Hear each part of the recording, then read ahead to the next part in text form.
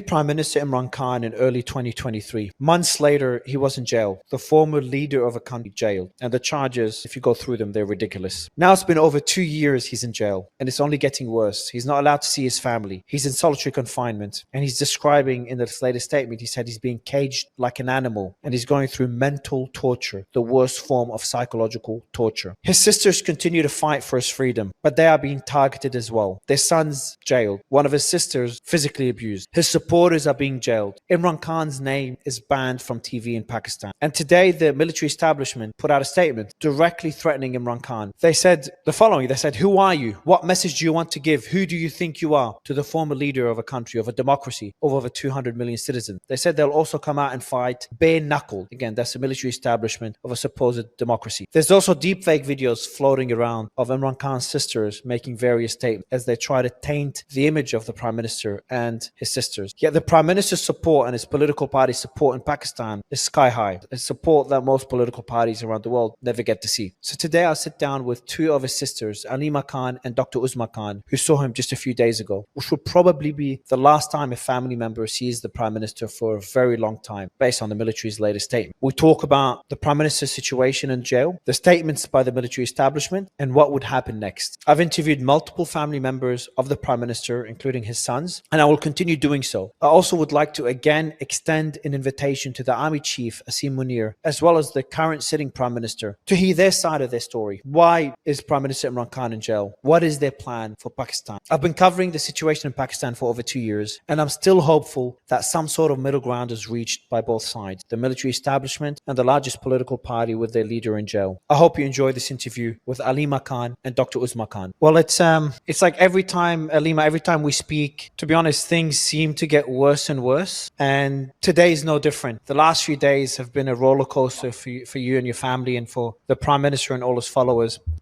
Dr. Uzma, you visited the Prime Minister a few days ago. So maybe we can start by you telling us and everyone listening, what was that meeting like? What did you guys discuss and how is his condition? A day before yesterday, on Tuesday, I met him after about 4 weeks. And then also, last time I was sent in on 4th November, and then it was only me. And rest of us, they haven't met him for 7 weeks, 16th October. So, and these meetings, you should know, these meetings, they are just hardly 20 minutes, and we don't have a watch, but around 20-25 minutes. And they are so short. And before they finish, the policemen around us, they keep telling us, please get up, please get up. So the last few minutes is like we are in a rush to get the last words out of him. So this time when I went, as compared to last time, because before we used to go maybe meet him after 2 weeks or 1 week, but this time after 4 weeks, it was a change. He was very angry and very disturbed, and he started by saying that they have tortured me, they have kept me in isolation. There's no space to go out. There's just out of his cell. There's apparently, we haven't seen it, but what he says is that when you go out, there's not just a little space where he can just walk. Just how many? It must be 50 feet. So that only when they let him out of the cell. And for 4 weeks, he said total isolation. Nobody to meet him. What he tells us is that there are about 6 cameras around his cell to ensure that none of the policeman is able to talk to him. That is also checked. So to ensure that he is totally isolated with no information. The first thing I asked him, do you know what is going outside? What has been going outside the jail? Because we have been there going every week, and we have been sitting there, and there have been a lot of excitement outside. He said, no, I have no idea what is going on. And he was very angry, and he said, and he started by saying that just make sure you tell everybody that Asim Munir is responsible for whatever is happening to me, and if anything happens to me and Bushra, and if anything happens to me, just make sure that he is the one responsible. And I felt, it was not normally when we met him regularly, he always comes smiling, and he just ensures that everybody, it's for us he's telling us that, everything is all right, don't worry. But this is the first time I saw him so disturbed. And I agree with that last point you made, because he's usually the one, and when we speak with me and Alima, when I spoke to his sons, he's always the person that's assuring you, his family, that everything's okay. Why do you think this time he's not smiling, he's angry, as you said earlier. What changed this time around? What got him angry, in your opinion?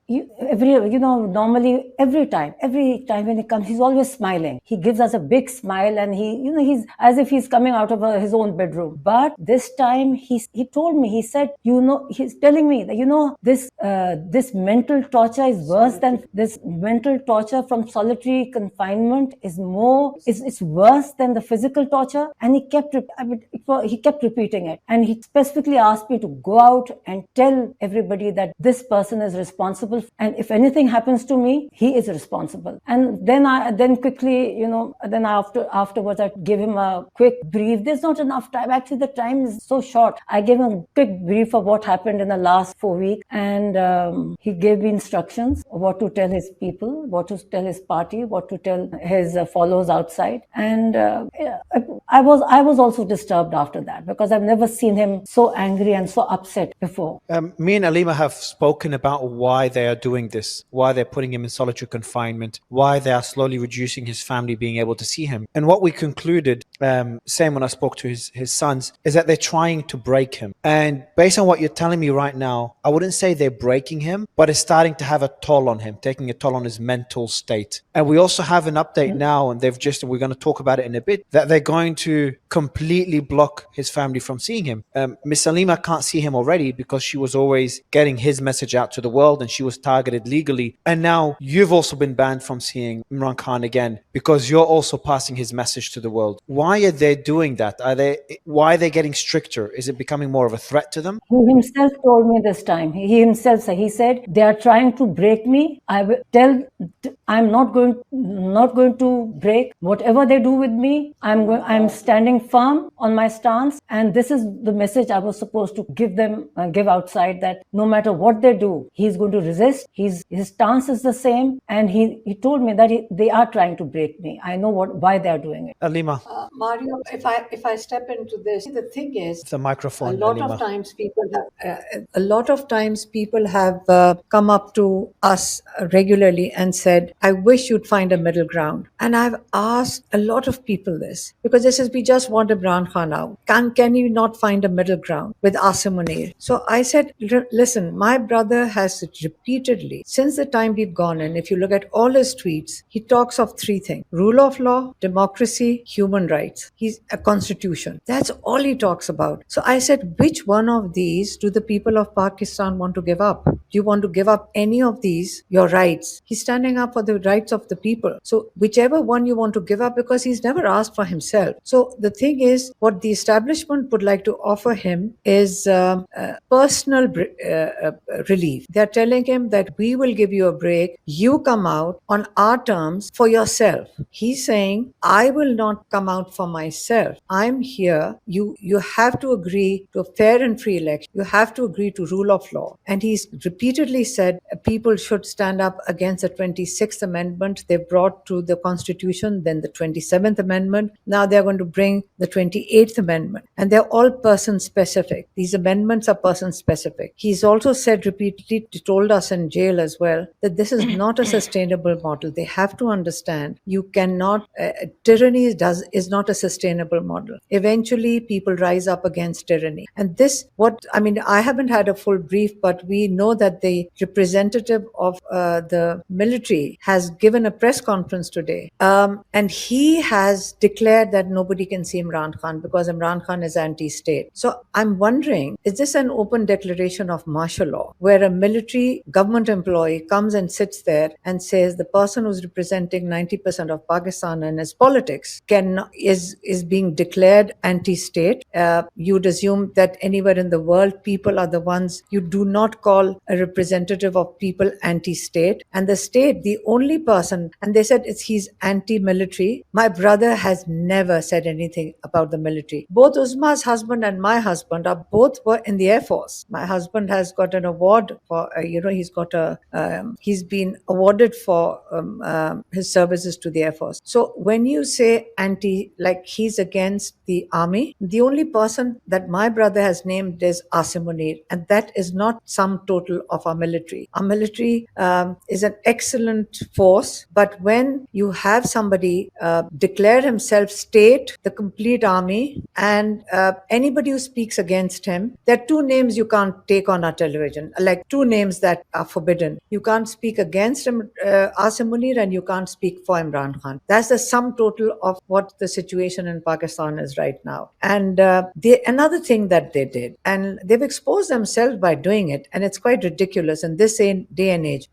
Superb IA generated deep fake. They did it to my sister. Then I did an interview with Sky TV with Jaldi Hakim. They did it to her interview also, and she's spoken up on Sky TV about it. And like, what are we discussing? Oh, Imran is with Modi. Like, it's like to show that Imran Khan, and the script first prepared on our interviews, international interview, because we don't speak to our national TV, and the national TV can't even show our interview. So first they script that, the fake interviews, like the fake, deep fake for my sister and myself. Then my sister's name is quoted in his press conference to prove. So now this was part of the script. So they are saying there's a nexus of Afghanistan, PTI, and India. I mean, this is what they have sort of scripted out there. Now, it can't get more ridiculous than this. And the sad part is that Pakistan being a member of Commonwealth, and you're from Australia, and Australia is a member of Commonwealth, and I have raised it a few times. How can such tyranny against the people of Pakistan and being a member of Commonwealth? What's the point of being part of an organization like Commonwealth? What's the purpose? UK heads the Commonwealth. There are, I don't know, 40, 50, 60 countries in this. Not a single country speaks up for each other, because the main points of the Charter of Commonwealth are rule of law, democracy, human rights. These are the main principles of the Charter. So we are sitting in a situation where most probably I'm going to go under trial and be sent to jail. But my sisters are here. They might be the next ones going to jail. We are all willing to do this for our country. But should countries overseas, no, we are not asking for help. No, never has my brother asked for help for any. We are not appealing for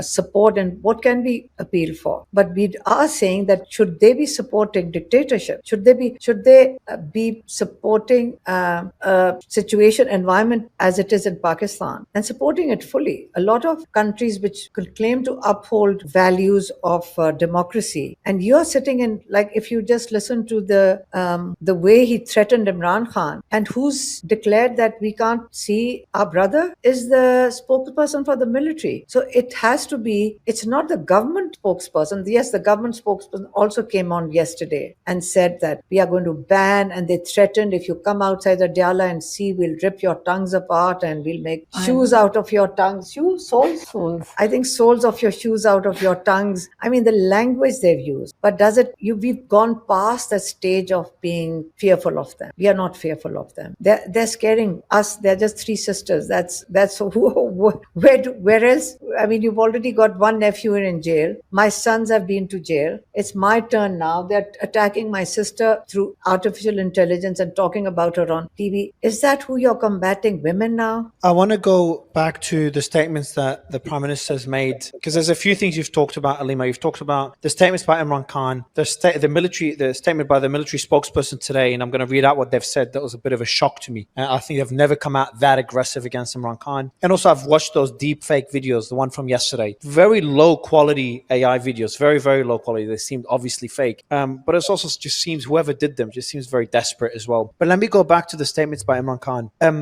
Doctor, when he spoke to you, he talked about the psychological torture he's going through. He talked about the solitary confinement that he's experiencing, the small cell, no human contact. It's been weeks, no electricity, limited outdoor time, and he doesn't have basic jail entitlements. Is he still getting his books to read? No, no books to read, because we haven't met him for 4 weeks. So there's 7 weeks. In fact, he asked for the books. I said we didn't know we didn't know we were coming in. The car was standing 2 kilometers away. I had to walk. I walked about half a kilometer right into the jail. They wouldn't let the car in. Wow. So Wow. we carry these books, we've got a whole bunch of books that are in our vehicle He all the was time asked. in case we are given permission to go in. But day before yesterday, my sister doesn't know that. Not day before, yeah, day before. I was in court in Pindi Yes. yesterday, and we handed over about 11 books to the judge over there and requested him to have them sent to jail. So there's a probability that he might get it, or if the judge is able to manage to have them delivered. So the only thing that Imran Khan ever asked for is either, as we've always said, is either to speak to my children, he wants to speak to his sons, or he asks for his book. So these are the only two things they ask for, and they make sure that they don't allow him to speak to his sons, or they don't allow his books in. That's form part of their torture, whatever regime. There's two statements that he's made that I want to focus on. One, he said pretty explicitly, if something happens to me, it's the head of the military that is behind it, Army Chief Asim Munir. That's the first time he makes the statement. Is he starting to worry for his life? Because Alima, I think it was you that said it as well, that what we're seeing right now, the fact that they've kind of kept him isolated for so long, all these rumors were swirling around. You made it, I think it was you, Alima, that said that this is not an accident. This is more like a test run if they decide to do something to him. Can you elaborate on this? Because it seems now your concerns, and again, sorry, I don't want to seem insensitive, but your concerns that this is something more sinister being planned are starting to become more apparent. You see, the thing is, several people spoke to us about people. The Everybody, there's an microphone. analysis.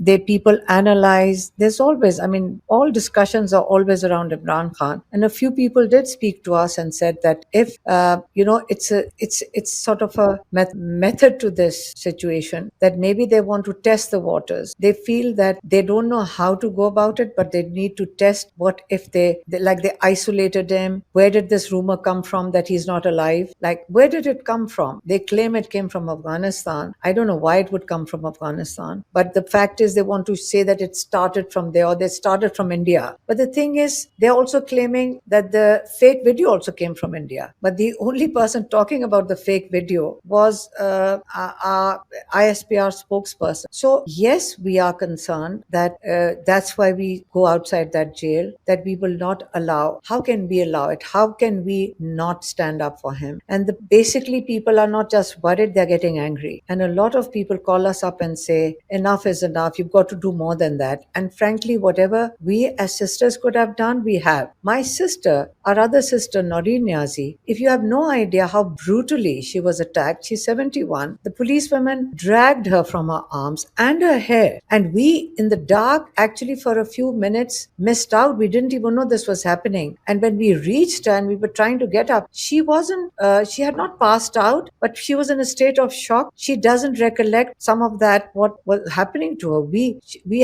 told her what happened, but she was, she had swollen arms, she had bruised back, and she says, all I remember is that they were dragging me by my hair. So this brutality, obviously it created more anger, and a lot more people are standing outside Adiala jail, and they brought in they were saying that about 600 or what police all over the place. You don't even see the will amongst the policemen to do anything. Even the police tell us we have no intentions, we follow Imran Khan.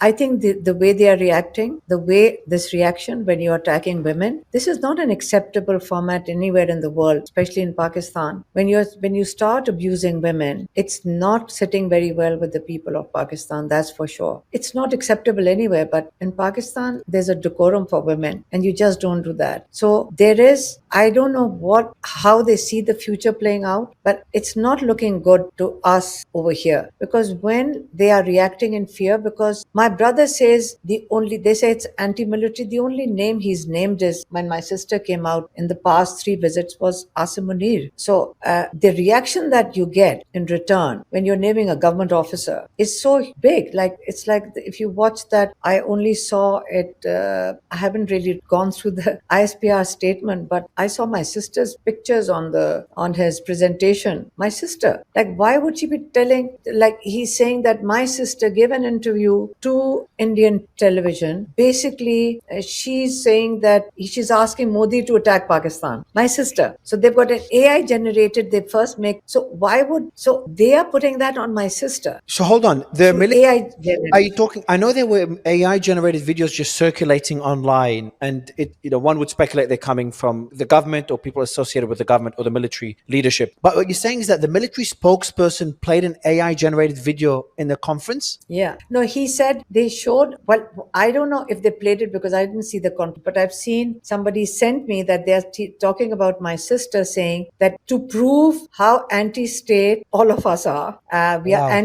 anti-Pakistan, anti-whatever, because we are in with Modi. And my sister saying that Modi should attack Pakistan. That is crazy. That's one of the AI generated videos. And that's my sister who was the one who was dragged. So what I'm saying is the level of desperation is they've turned it on us sisters and generating these deep fake videos. Why Dr. Alima mentioned how Imran Khan mentioned in the last few statements, he talked about Asim Munir and how he's responsible for this and he's really upset at Asim Munir. Now the Asim Munir's leadership is painting it as if Imran Khan is talking about the military. Now, as you said, the military is 600 and something thousand personnel. Asim Munir is one person, and Imran Khan has an issue with Asim Munir, not the military as a whole. But why is he talking so openly now about Asim Munir? Why? And because this is likely why the press conference came out, because Imran Khan is a lot more vocal against Asim Munir, and I'm assuming that's concerning Asim Munir as well. The whole press conference reflected desperation, and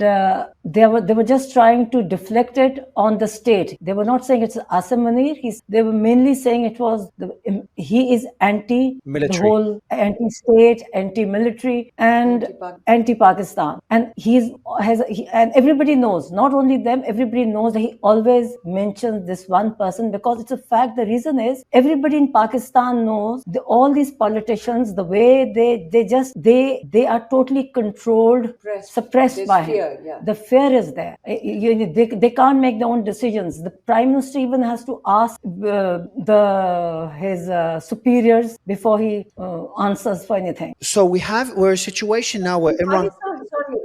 Everybody in Pakistan is very well aware that the fear is coming from, everybody in Pakistan is very well aware. You can ask anybody that it is a dictatorship because everybody is fearful of one man. That's a dictatorship. It's not a system. Nobody's fearful of the Prime Minister right now. Although they're all piggyback riding on it and needing to blame even if they do something, they say, it's not in our hands. We've got orders from the top. So what is above the supposedly elected government? So they have to pass. The fact is he's got 5-year extension for what? 5-year extension and I think plus. So it's a military. Why your extension? Now he's in control of the whole military. The judiciary is already subjugated through these amendments. So it is a dictatorship. And so one man is always responsible for a dictatorship. So it's not a whole system. True. Now, what I'm worried about, and Alima, in our previous discussions, I've kind of hinted at that concern, is that it keeps escalating and boiling over to what? What's next? Because right now we've got Imran Khan a lot more vocal about Asim Munir, and the military a lot more vocal against Imran Khan and making threats and blocking you from seeing him. And some people are talking about what we just saw now as a test run. And obviously, if they do something to Imran Khan, you said to me, Alima, that they will not touch him because everyone will be very upset and people will probably be on the streets. I can't remember if you said that, but I would say that most likely people would protest, would be on the streets if we find out something happened to Imran Khan. So then what next? What do you expect them to do next? And what can Imran do if he's not able to see any of his sisters, anyone else? I think this press conference today, from what I'm gathering, it's like they're setting a stage to prove him to be anti-state, anti-Pakistan, and more like a traitor, to portray him like a traitor. So we haven't done an analysis. Most probably the whole social media will be gathering the analysis and trying to understand the objective of today's press conference. Is like as if they need to,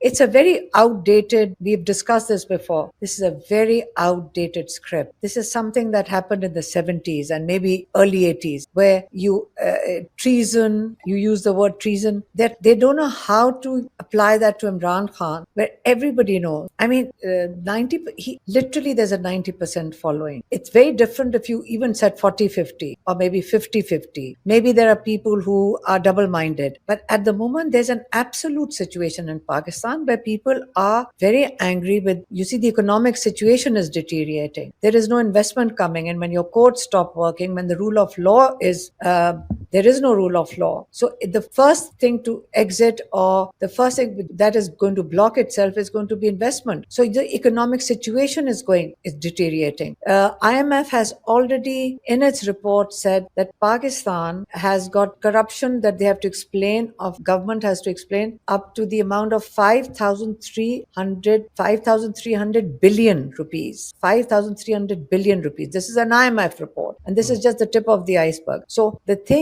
fact that corruption is at full scale, and Imran Khan last time when he sent his message, he said, "How long are you going to be subjugated by mafias, land mafia, sugar mafia, wheat mafia?" So this is a small group of mafia. Not only are you going to be their slaves, but your next generations are also going to be their slaves if you don't stand up and fight for your own rights. That was Imran Khan's last message.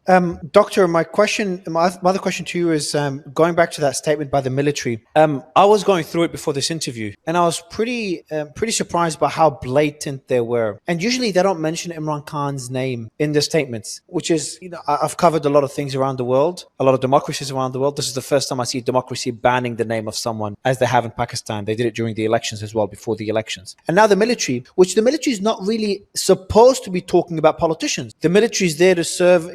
Someone sent me a chart. I'm going to actually open it here. But if you go through it, people are at the top of that chart. They're the ones that determine who the political leaders are. And the military is low down in that hierarchical chart, in which they serve the people below the political establishment. But what we're seeing here is that the military representative talking about a political leader. And you said they used fake AI videos. And they started saying the following. They said the threat, they talked to him about him as a national security threat. They called him delusional. They called him a delusional person, for former Prime Minister Imran Khan. They said he's a captive of his own ego. They say he's thinking that his wishes are bigger than those of the state of Pakistan. And then they say the following. That's what really shocked me for the military to say. I'm going to read out the exact quote. "Who are you? What message do you want to give? Who do you think you are?" And later they say, "Then we will also come and fight bare knuckled. There should be no doubt about that." What do you make of these statements? Well, I said the message Imran Khan sent out was that they are mentally unstable. So He is. Asim Munir. Asim Munir, And yes. everything seems that he is directly supervising this press conference. The reaction is basically by directly, right? And is using the institution to defend himself. How far do you think he will go? Personally, I think he's so desperate he'll go to the extreme. What is and the extreme? this time,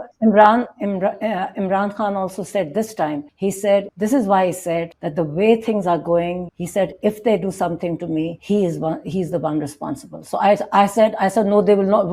Don't even talk about that. He said, no, but listen, when he says that, when he starts saying like they do something to me, I said, they won't dare do anything to you. Do you think they may? But this is I don't know about them, but him. Do you think Asim Munir will? him. Sorry. When I say them, I mean Yes, Asim yes. Munir. When I say them, so I apologize. I mean Asim Munir and anyone executing his orders. But I'll be more clear. Do you think he may do that? Do you think the likelihood has increased in the last few days, considering how, as you said, how desperate he's become? I think this is his wish. He wants to do that. And we are worried. And this is why we said, let there be no mistake. We will go to all extremes also. I mean, they should not even dare think about it. They were testing the last 4 weeks were basic. They're testing the waters, how the reaction will be. But inshallah, they won't be able to do it. They wouldn't dare. We won't let it come to that stage. We won't be sitting watching. You think that these government personnel, like this unelected representatives, like the government representatives who had won this election on Form 47, they are going to tell us there's rigged elections. They are going to tell us that we cannot meet, and they are telling us that we'll deal with you with iron fist. They're telling us, these 3 old women, that we are going to treat you with iron fist. Okay, I mean, you think we are going to be scared? The people who can't even go in, the person who was saying this, if he goes alone outside on the road, people are going to, I don't know what going to do. I don't know. He's going to be not safe by himself, and he's telling us, giving threats to us. So whatever they're saying in these 2 press conferences, they're trying to scare. Basically, what I feel is a message directly to our sisters. This is what the press conferences were basically addressed to us, to back off And not take us. and don't come to Tuesday. Don't take his name. Basically, the whole issue is in this whole script or whatever Imran Khan's message is, just the one one name that you can't take. They don't take Imran Khan's name, and they are telling us don't take Asim Munir. We are not the ones taking it. Imran Khan's message is our responsibility, and it is our responsibility to communicate it as he wishes. That's all we are doing. It's our responsibility. Communicating, it's a big responsibility, and we have to communicate it as he's asked us to. Are you worried about you and your family being targeted further? So, Alima, you've had your two sons go to jail for a period of time. They were essentially kidnapped in the middle of the night. Me and you spoke, I think, a day or two after that happened. You've also got, Uzma, doctor, is it your son or your sister's son that's currently in jail? Is it your son? My sister. Your sister's son. Our sister's son. So you've got your sister's son who's currently in jail for, I think it's a very long sentence. He's not being treated well in jail. Your sister was physically assaulted. Alima, you're being threatened. You were in court again recently. You're being threatened. I can't remember what the charges were. Some stupid charges because you're taking Imran Khan's message to the world. And doctor, as Alima said, you could be next. Do you worry that could escalate the pressure they're putting on you as a family? Because my question would be, is that if Imran Khan is now isolated, if they continue jailing the family or silencing the family one after the other over the next 6 to 12 months, which I hope does not happen, I worry. My question would be like, what could you do if they continue silencing you? Already the media is too scared to talk about this. I don't think they're allowed to run any of your interviews. Most people I speak to that are Pakistani, especially ones that live in Pakistan, are worried to say anything negative about Asim Munir. But secretly, everyone's like, happy about me talking about Imran Khan. But more importantly, they talk positively about Imran Khan, but that's privately, not publicly. If they continue this process, especially silencing you as a family, what would be your next step? Mario, when you were mentioning all that is happening in Pakistan, what's happening, what really makes me very sad is the global reaction to when things like this happen in a country like Pakistan. And when President Trump turns around and says, this is my friend, how do democracies justify their own stance when they do it selectively? So in this global age, things, as I said, I don't know how it's going to be going down the road for other generations and younger generations. I think it's going to be a completely different world. Our world, I think we are too old. Maybe our generation or people older than us even, they should realize that it's a changing world. You can't go around with different sets of standards for different countries. Either, shouldn't it be, it's much better to be very honest and say, listen, we want to have a transactional relationship with the country. That's fine. Like, we are going to do business with this country. That's fine. But don't say that we are also champions of human rights and we support democracy. This is the time when countries like Pakistan, and there are other countries also, we are not the only one. It's 250 million people. I don't know. We are not in the same situation as Africa. We are in a much better situation. Our population, because we had a leader like Imran Khan, he's created a lot of awareness amongst people to stand up for their rights. So what they are fearing is not Imran Khan. What they are fearing is people asking for their rights. That's why a small mafia fears. What if these people stand up and say, where's our share in this country? When 250 million people become aware they want to have a share and a right in Pakistan, that creates a lot of fear amongst a small mafia that's benefiting from Pakistan. So Imran Khan is the person who's leading the 250 million people and standing up against a very small shrinking group, by the way. It's a shrinking group. It's not fashionable anymore to be part of a mafia. Police is not willing to be participant in this. Military personnel are not willing. I'm telling you, when the time comes for them to shoot their people, it's not going to happen. And that's why, inshallah, whatever comes forward, comes ahead of us, we always believe, we have a strong faith that if our time in this world is up, as Imran Khan says, and this is the belief that we all have, then it's over. But at least when we leave this world, we feel we participated in something bigger than ourselves. And we are following our brother in that. And we are very proud of him that he stood up for something on principle. He's awakened the whole nation, which is much bigger than having any government. He should be, but the fact that he's being tortured through solitary confinement is so wrong. And everybody should talk about it. It's internationally against all principles of human rights. It's nationally against our law. And now they've just decided, military spokesperson has said the punishment for bringing out to Imran Khan for him mentioning Asim Munir being responsible for anything happens to him is that now all visits are going to be banned. They are being banned by the military spokesperson. If you have made note of that, he is going to ban and put Imran Khan in 100% 100% solitary confinement. Dr. Uzma is not going to be allowed in because she also brought Imran Khan's message out. So I wanna go through a statement that also the military spokesperson said, Alima. He said, we need to understand how this narrative is working, and unfortunately how it is working in deep collusion with external actors. You've also talked about how the AI videos trying to paint you, again, really badly made AI videos trying to paint you and your sister as colluding with the Indian government. I don't know if they did it with Afghanistan as well, saying things like we need to bring Asim Munir down, something along those lines. Can you tell me more what they mean by that statement in terms of referencing a deep collusion with external actors? What are they trying to do here? India, Okay. India. So, like, you have to keep in mind that Imran Khan. I said it to some of the journalists. I said before you were all born, Imran Khan was a global figure. He's really loved in most of the cricket playing countries. The people know him. I knew him in as a, all I knew him, cricket- I knew him cricket as, countries. because in Australia cricket is popular. I knew Imran Khan as a kid before he got into politics. I knew him well. Yes. So same as the case in India, and so some of the channels which were contacting us saying that people are so worried if something has happened to Imran Khan that they are demanding it of their, I suppose, their TV channels. I don't know which channels are which channels, but the fact is that there's a huge population which goes beyond borders with Imran Khan. So, and there are a lot of Pakistanis that go on air, who sort of go on air on Indian television. A lot of people in Pakistan will speak on Indian TV, but they took my sisters. Somebody had called her. She spoke about it. Imran Khan's condition, basically.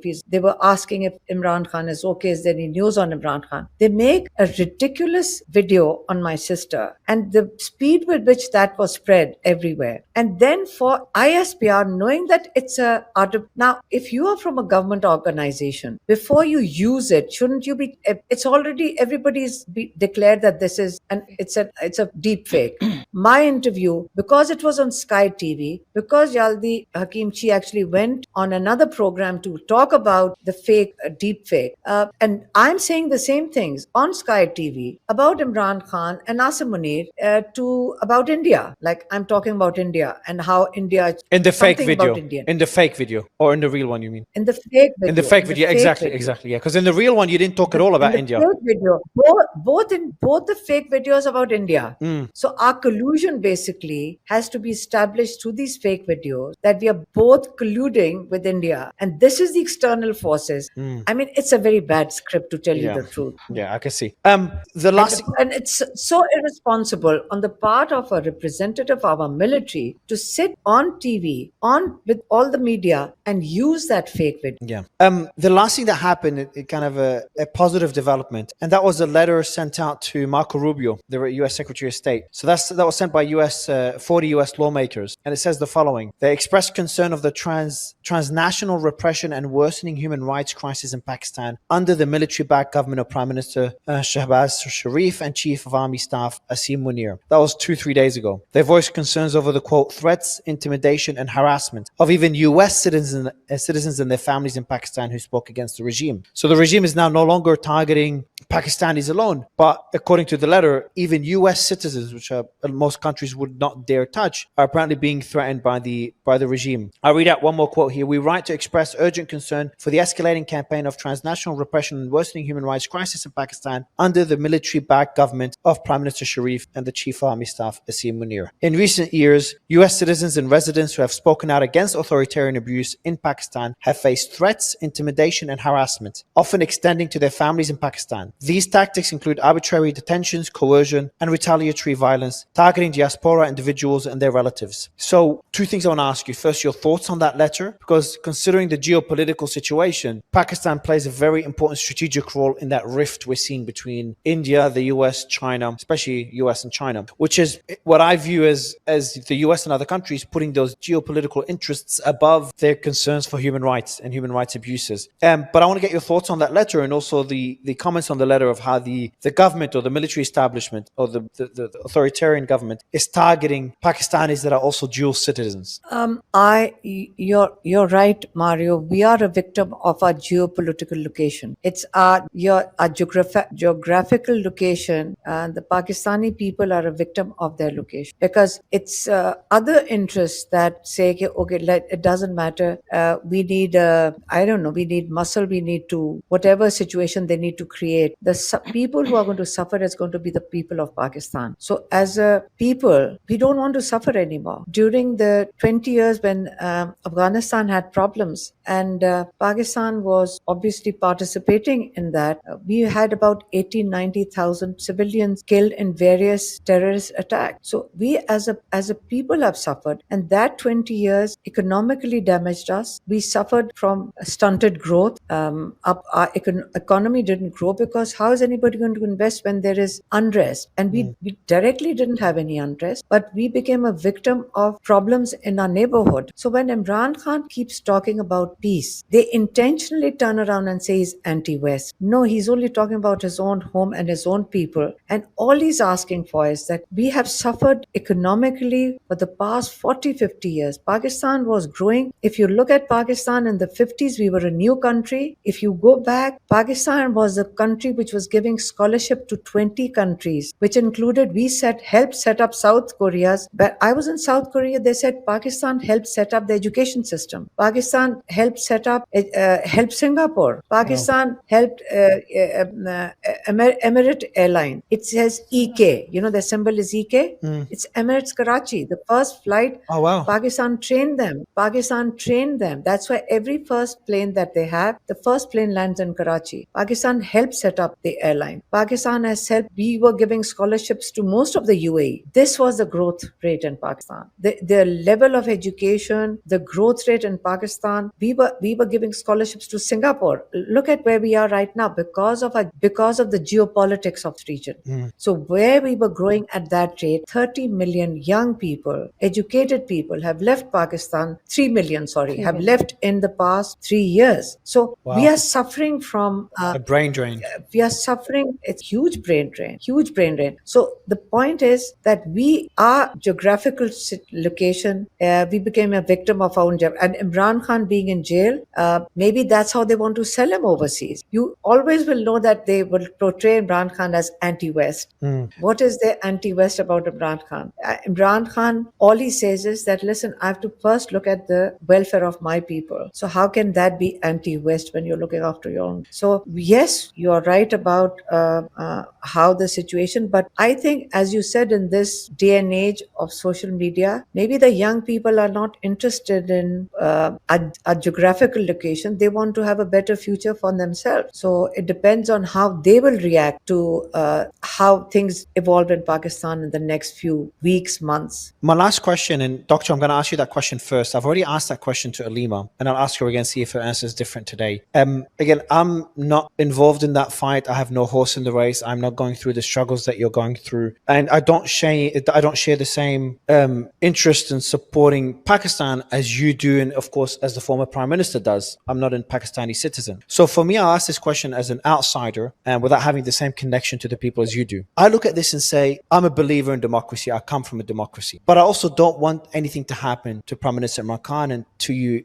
either. And I want Pakistan to do well. Do you think there's a possibility, and Alima, you know what question I'm going to ask. Do you think there is a possibility that Asim Munir and Imran Khan do reach some sort of settlement where we don't see a democracy in Pakistan as much as we all would want to see it? We don't see the same democracy we see in Australia, in Europe, in the US. But we also don't see the same autocracy we see in North Korea, for example, some African countries, etc. Do you think there's some sort of middle ground where both sides are not completely happy? Asim Munir would like total control. Imran Khan would like a full democracy, but somewhere in the middle where both sides are partially happy. Is that a possibility? Is that something that you'd be open to discussing? I know you're not in the position to discuss this, but do you think the Prime Minister will be in a position to discuss with Asim Munir? Personally, honestly, I think the way things are going at the moment, that doesn't seem a possibility, the way things are going presently. Why? Because the last time the message he sent was, he said whenever we have spoken to they were having, from the jail, they were having, I think people were going in to speak to him also from the establishment. some months ago. Like people, when they came to him or brought messages to him, was from these, when they brought messages or whatever, or his own people, if they brought messages to him, that sort of message. To who? To brought it from And Asim to Imran Khan or vice versa? Not ask him, but generally they would. You see, the way it works is middle somebody ground for say, everybody comes and Middleman. says, like whoever sort of, it's, they mention it casually, but you know that they are trying to say, you know, if Imran Khan could back off, or they would say that if he kept quiet or accept the way things are going, that sort of thing. Okay. They have said it in the past. And is it Imran Khan that will not accept it? Is that what you're saying, Doctor or Alima? What he, No, he always he used to accept it. There was some talks going on, but whenever, and this is what he complained. He said whenever they come and start the some middle ground conversation with him, but on the other hand, the aggression against his party increases. They are arresting his party people. In the jails, they are being more aggressive with them. They are torturing them, and whatever promises they made with them, that like one of the once they said, if you agree with us, you cancel your date of that one gathering, the jalsa he was having. He said, if you shift the date, change the date, we will facilitate it, and we will let your people come peacefully, and we won't stop it. Last August, what you're talking about is last August.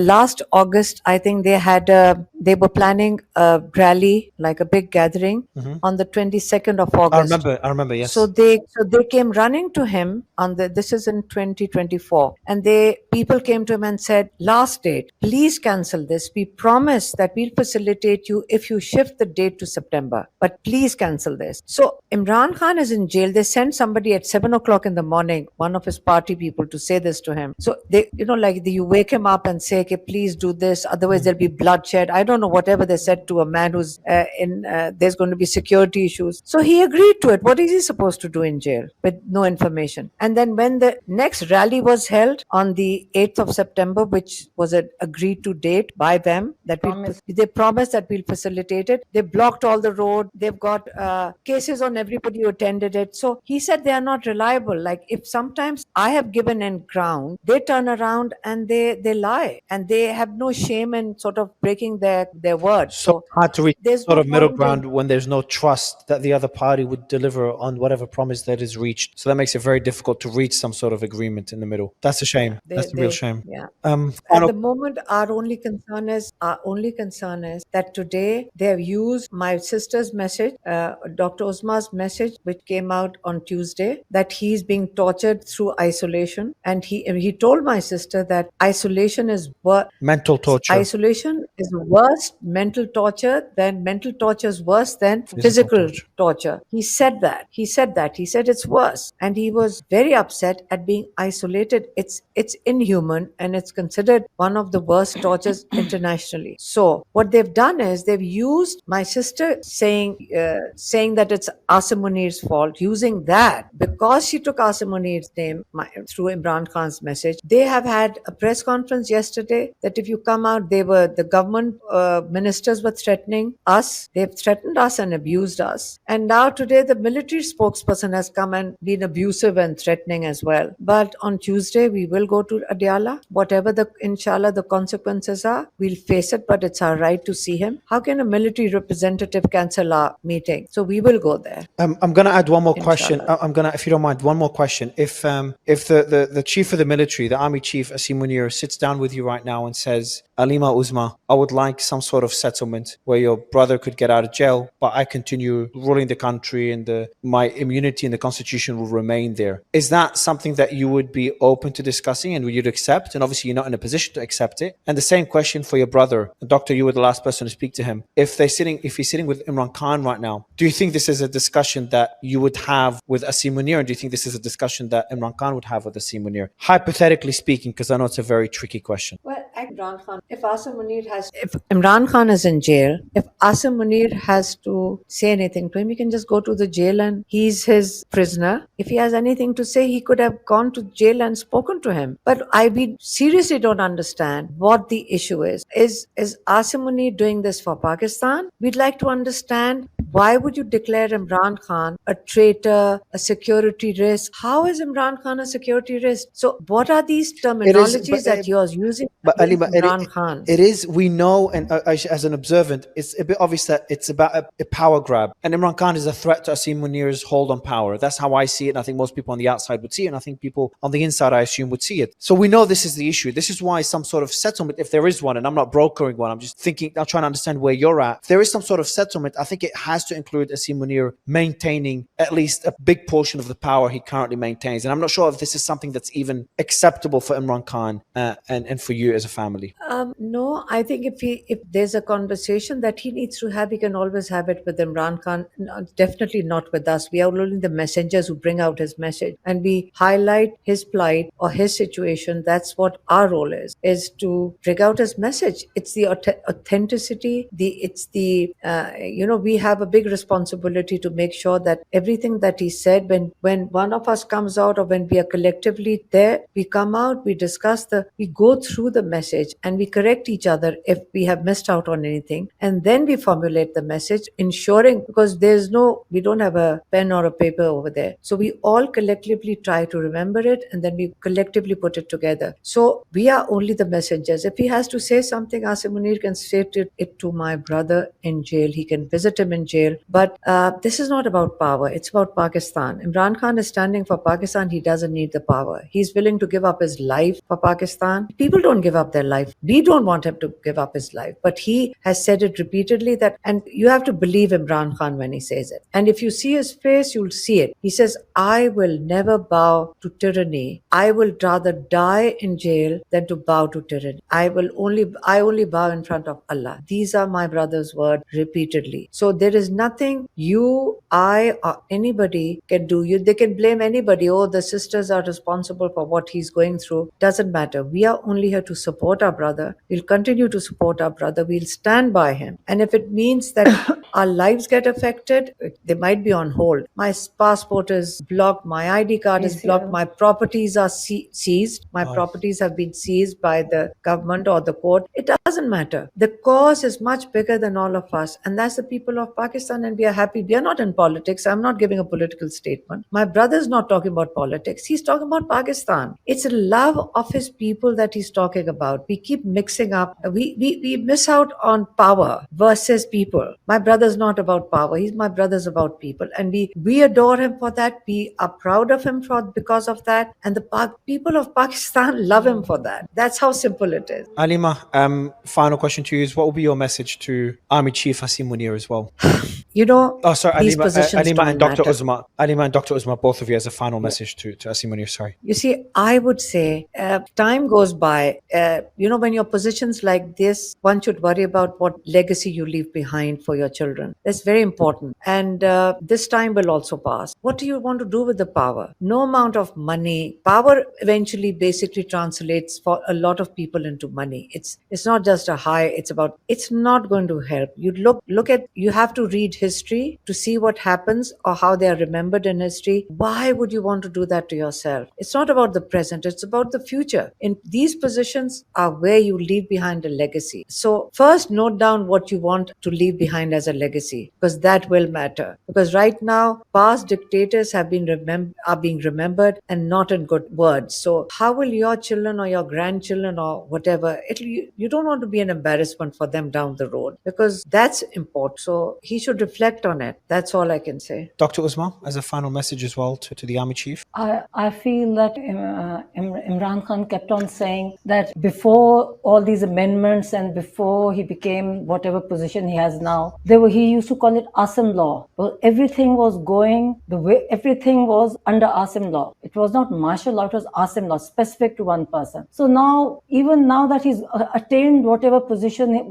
to get to this position, he's destroyed the judiciary, he's destroyed the constitution. constitution. He's the amount of torture. My nephew, who was in the military jail and now he's in the civilian jail, he says the military, there was so much physical and mental torture in the military jail, and this was all under this ASEM law. So I think he should now reflect that now he's got to where he wanted by destroying everything in Pakistan. Like when there's no justice system, when there's no constitution, now even you talk to institutions are destroyed, and lawyers you were talking, everybody's lost. They don't know where to go. So what has he achieved? He's got where he wanted to get by all the cruelty and all the oppression that he has carried out in Pakistan. It's unbelievable. I mean, we have seen it. We hear stories. They're unbelievable. So I wonder, is he at peace now? Is he happy now? He's got what he wanted after all. I mean, and the press conference today reflected desperation. I wonder why. He's got what he's. So I hope he realizes that no matter what he does, there's a supreme power. You know what he's immunity. Nobody can be immune. The prophets were not immune from anything. So what he's trying to get, he will not get. Not in this world and not in the hereafter. I hope he realizes now, because Immunity. he will have world to. has immunity. He will have to pay for it. What he has done. You can't imagine what he has done under his orders. You can imagine how scared people are of taking his name also. But I hope he realizes and he Changes course, hopefully. changes course. Hopefully. Alima, I never thought your sister would be even just as courageous as you, to say the least. Yeah, I've met your brother, Imran Khan. I've spoken to his sons, and I've spoken to both of you now. You are a very, very courageous family. It's an absolute pleasure to speak to you again. And I hope your brother comes out of jail okay, nothing more happens to you or your nephews, your sons, and things improve for Pakistan. But because every time we speak, it's just getting worse and worse, and it's just sad to see that from the outside. So fingers crossed for your family, for Imran Khan, and for the rest of Pakistan. Thank you so much for your time. Thank you so much. Thank you, Mario. Thank you. Thank you. Thank you.